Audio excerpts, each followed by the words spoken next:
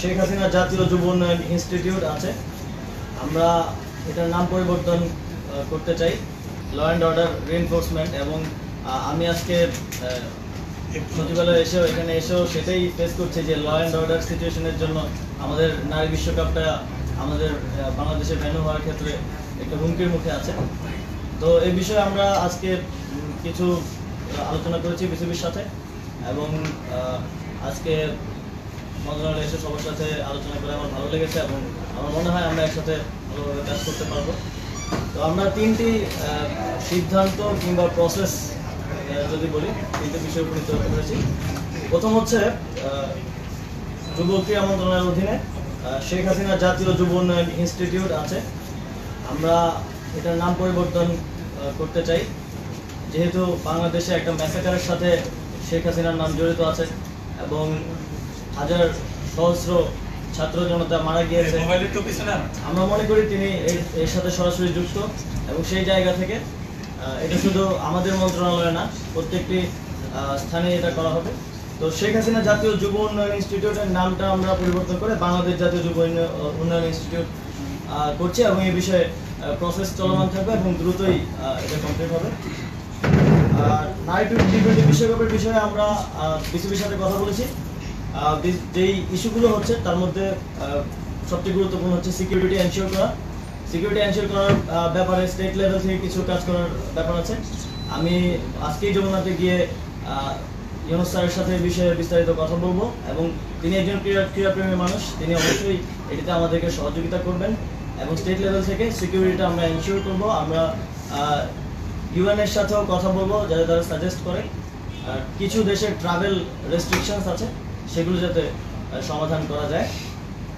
আর অবকাঠামোগত কিছু উন্নয়নের ব্যাপার আছে, সেগুলো মাননীয় সচিব আমাকে নিশ্চিত করেছেন যে কমপ্লিট করা হয়ে যাবে এর মধ্যেই।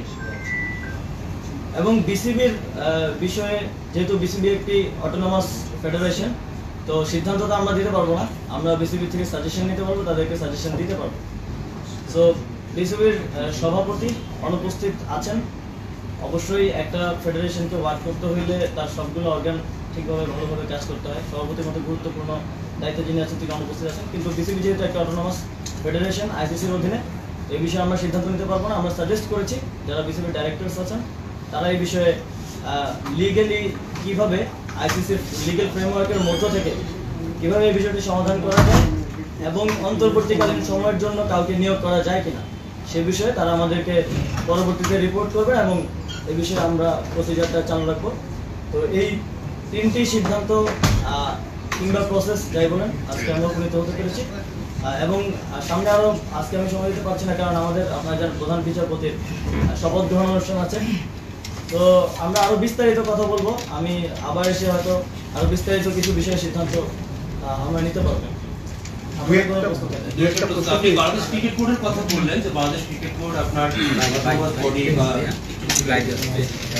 আইসিসি নিষেধাজ্ঞার একটা বিষয় আছে, বাংলাদেশ ফুটবল ফেডারেশন সেম জিনিসই আছে। বাংলাদেশ ফুটবল ফেডারেশন আপনার দলীয় কর্মী বা সভাপতি প্রেসিডেন্ট আছে, অন্যান্য ক্রীড়া ফেডারেশনেও কিন্তু আপনার দলীয় নেতা কর্মী বা আওয়ামী লীগের অনেকেই ভালো ভালো বড় বড় পোস্টে আছে। ওইসব ফেডারেশন বা ক্রীড়া সংস্থাগুলোতে কিন্তু আপনার এই ধরনের কোনো নিষেধাজ্ঞার কোনো বিষয় নেই, সেগুলোর ব্যাপারে কি ধরনের পদক্ষেপ নেওয়া যেতে পারে? আসলে আজকে সময় স্বল্পতার কারণে এবং নারী টি-20 বিশ্বকাপের কারণে বিসিবির সাথে আমরা আলোচনা করার সময় বা সুযোগ পেয়েছি। বাকি ফেডারেশনগুলোর সাথে আমরা পর্যায়ক্রমে আলোচনার ভিত্তিতে এই বিষয়গুলোতে তাদেরকে সাজেশন দেওয়া থাকলে সাজেশন দেবো, এবং অবশ্যই লিগেল ফ্রেমওয়ার্কের ভিত্তিতে কাজগুলো করতে হবে। যেহেতু অটোনমাস প্রত্যেকটা বডি, আমাদেরকে প্রসেস ফলো করতে হবে। যে কোনো পরিবর্তনের ক্ষেত্রে পরিবর্তন আমরা অবশ্যই করার জন্য তাদেরকে সাজেস্ট করবো, কিন্তু প্রসেসটা ফলো করাটা জরুরি। যতটুকু জানি আপনি ক্রীড়াপ্রেমী একজন মানুষ, এবং শুনেছি আপনি স্পোর্টস সম্পর্কে ভালো খোঁজ খবর রাখেন।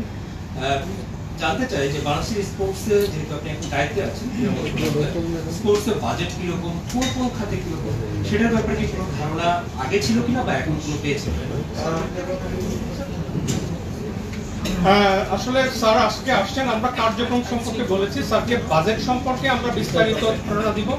আপনাদের অবগতির জন্য জানাচ্ছি, গত অর্থ বছরে আমাদের 1309 কোটি টাকা বাজেট ছিল। এবার সব যুব এবং ক্রীড়া মিলে 2111 কোটি টাকা, 2211 কোটি টাকা আছে তার মধ্যে আসলে গত বছরের যে বৃদ্ধি, এই বৃদ্ধিটা আপনারা অনেক মিডিয়ায় বলেছেন যে ক্রীড়া ক্ষেত্রে বেড়েছে, এটা বাড়েনি। 700 কোটি টাকা আসলে আমাদের যুবর একটা আর্ন প্রজেক্ট আছে ওয়ার্ল্ড ব্যাংকের, সেখানে 700 কোটি টাকা আসার ফলে এটি বেড়েছে।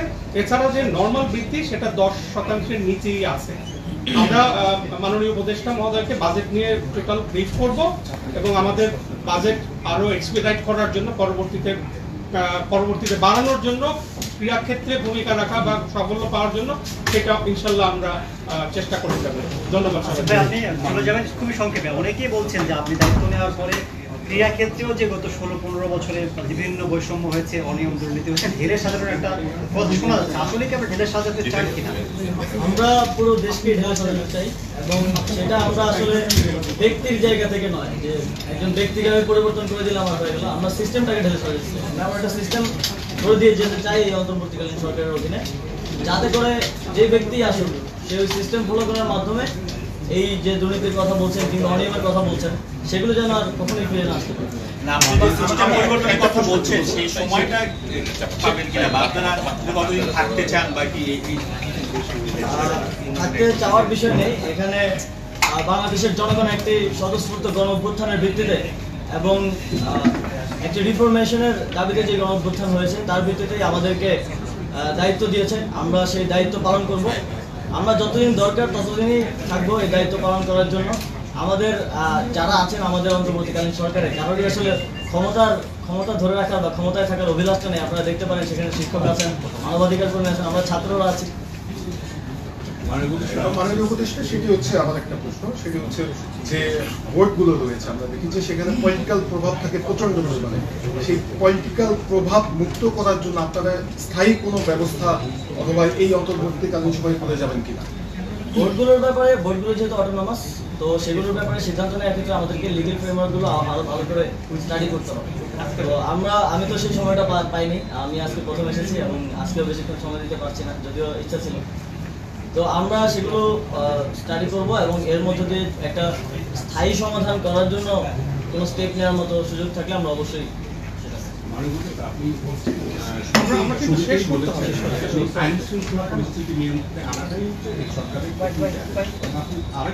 আরেকবার বলেছেন যে কোনো ব্যক্তির পরিবর্তন নয়, কিন্তু যদি তাই হয় তাহলে আমরা দেখতে পাচ্ছি যে সম্প্রতি ঢাকা শহরে বেশ কয়েকটি কলেজ এবং শিক্ষা প্রতিষ্ঠানের প্রিন্সিপালদের কাছ থেকে, হেডমাস্টারদের কাছ থেকে জোরপূর্বক রিজাইন লেটার লিখে নিয়ে নতুন বিকল্প আরেকজনকে বসানো হচ্ছে।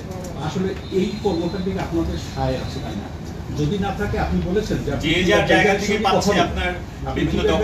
কথা বলবেন, এটি শিক্ষা মন্ত্রণালয়ের আওতাভুক্ত। সেহেতু আমি আপনার নলেজে দিলাম এই কারণে যেন আপনি যেন সেই বিষয়টি ওনার কান পর্যন্ত নেন যে এই ঘটনাগুলো ঘটছে সম্প্রতি ঢাকা সিটি কলেজে এই ঘটনাটি ঘটেছে।